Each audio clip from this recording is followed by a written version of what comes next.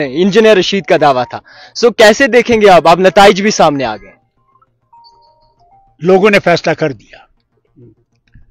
वो जिस मसलब से निकले थे, अब जिनने उनको निकाला था, इनको उनके सामने जवाब देना है कि लोग कहाँ हैं। तो वो ABCD पार्टियां आप ग्राउंड में दिखती हैं कहीं आपको? मेरे ख्याल से मुझे चिराग निकाल के देखना पड़ेगा वो कहाँ है। अच्छा, दरबार मुंह के बारे में क्या कुछ है, क्योंकि काफी जम्मू के लोग भी परेशान हैं दरबार मुंह से। इंशाल्लाह हमने वादा किया है कि दरबार मुंह करेंगे। इंशाल्लाह वो हुकूमत आ जाए, पूरी स्टेटहुड आ जाएगा।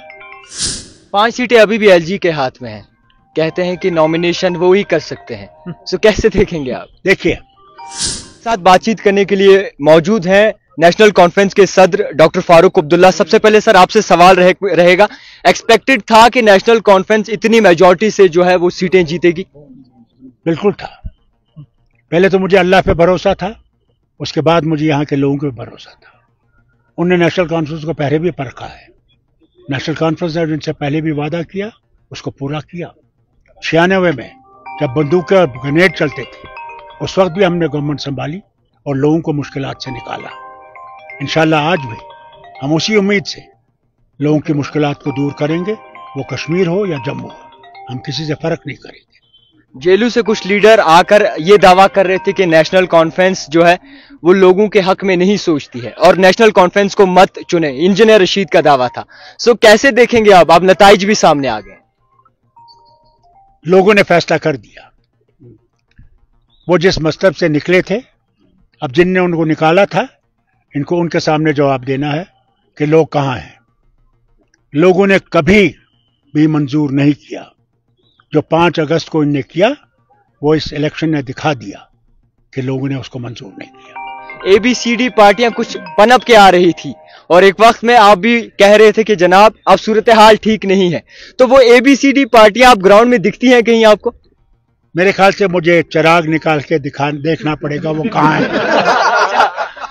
अच्छा, स्टेटहुड के बारे में क्या कहें, क्योंकि एक्सपेक्टेशंस हैं, लोगों की उम्मीद है नेशनल कॉन्फ्रेंस। सबकी उम्मीद है, वो जम्मू हो या कश्मीर हो, कि यहाँ पे स्टेटहुड आए, पूरी हुकूमत भरपूर चला सके, यहाँ के मुश्किलात तो दूर कर सके। यहाँ मुश्किलात बहुत हैं। बच्चे पढ़े लिखे बेकार पड़े हुए हैं, ड्रग मेनेस है, महंगाई आसमान पे है। कौन सी चीज है जो सुधर गई है? आप जम्मू जाइए और देखिए। मैं गया था 2 दिन पहले, कहीं सड़क ठीक नहीं, खंभे पर लाइट नहीं। मैं हैरान हुआ कि जम्मू के लोग आज भी नहीं समझे कि बीजेपी तो समझती है वो हमारी जेब में है, इससे वो कुछ नहीं सोचते उनके लिए। G20 कश्मीर में, एम्बेसडर लाए गए कश्मीर में, और अभी इलेक्शन हुआ उसमें भी एम्बेसी के लोग लाए गए कश्मीर में। क्या जम्मू उनके खाते में नहीं है? क्या वो उनके जेब में पड़ा हुआ है? यही तो कायदे आज़म कहते थे कश्मीर के लिए। नरेंद्र रैना ने अपने पोस्ट से रिजाइन दे दिया है हारते हुए। मैं उन्हें पहले तो मुबारक करूं कि उन्होंने इलेक्शन में हिस्सा लिया। मैं उनसे कहूंगा, दिल हारिए मत, इलेक्शन में जीत हार होती है। हमने इकट्ठे काम करना है, इस रियासत को इस मुश्किल से निकालना है। रविंद्र रैना साहब, आगे चलिए, बढ़िए और लोगों की मुश्किलें को दूर करने की कोशिश करिए। PDP के बारे में क्या कहेंगे? PDP सदर महबूबा मुफ्ती ने मुबारकबाद दी है और ये कहा है कि लोगों ने बीजेपी को दूर रखने के लिए यही एक रास्ता चुना है, नेशनल कॉन्फ्रेंस और कांग्रेस का। सो कैसे देखेंगे आप? बहुत अच्छी बात है। अल्लाह करे कि हम सब लोग इकट्ठे इस रियासत को मुश्किल से निकाल सके। ये अच्छी बात है। दरबार मुंह के बारे में क्या कुछ है, क्योंकि काफी जम्मू के लोग भी परेशान हैं दरबार मुंह से। इंशाल्लाह हमने वादा किया है कि दरबार मुंह करेंगे। इंशाल्लाह वो हुकूमत आ जाए, पूरी स्टेटहुड आ जाएगा, दरबार मुंह जरूर होगा। वो पता क्या था? जी, वो रीजन्स को मिलाता था, लोगों को जोड़ता था, इसीलिए तो ये दरबार मुंह था। महाराजा कश्मीर किस लिए करते थे?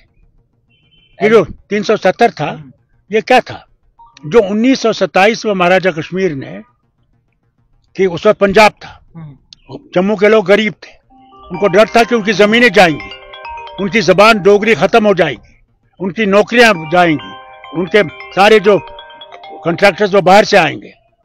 वही तो हुआ ना। 370 में जिनने तालियां बजाई थी, थालियां बजाई थी, लड्डू बांटे थे, उनने देख लिया, उनकी जमीनें गई, नौकरियां गई, उनका जो है ये जो है रेत, सारी चीजें बाहर के ठेकेदार। यहां तक मैं हैरान हुआ, किसी ने ये लिखा नहीं, कल सांबा से लोग बेचारे कुछ रेत उठा रहे थे अपने घर के लिए जी।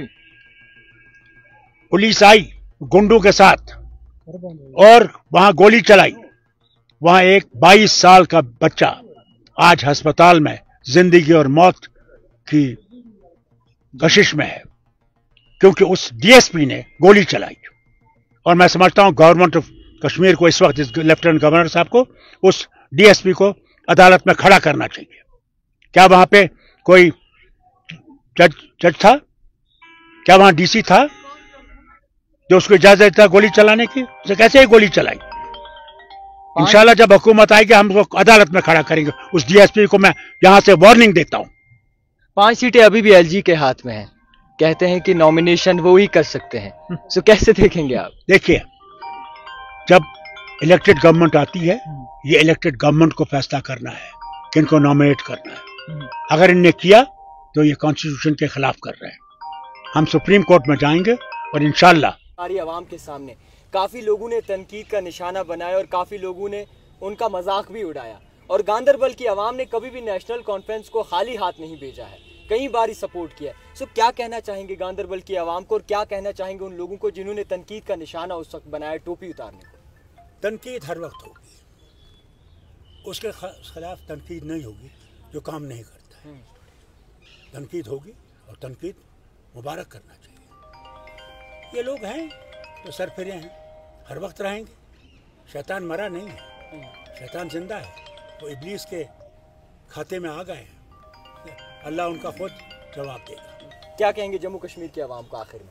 मैं आखिर में जम्मू कश्मीर आवाम से कहूँगा, हमने इकट्ठे चलना है, इकट्ठे इस लड़ाई को लड़ना है। हमने मजहबों की लड़ाई नहीं लड़नी है, मंदिर और मस्जिद की लड़ाई नहीं लड़नी है, हमने तरक्की की लड़ाई लड़नी है।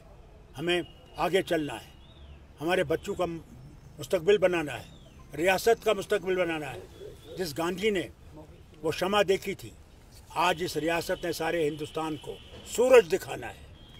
ये ताज है हिंदुस्तान का, मुकुट है, और ये मुकुट चमकेगा और सारी रोशनी भाईचारे की सारे वतन पे डालेगी। शुक्रिया, बहुत शुक्रिया वक्त देने के लिए। डॉक्टर फारूक अब्दुल्ला इस वक्त हमारे साथ मौजूद थे। देखते रहिए।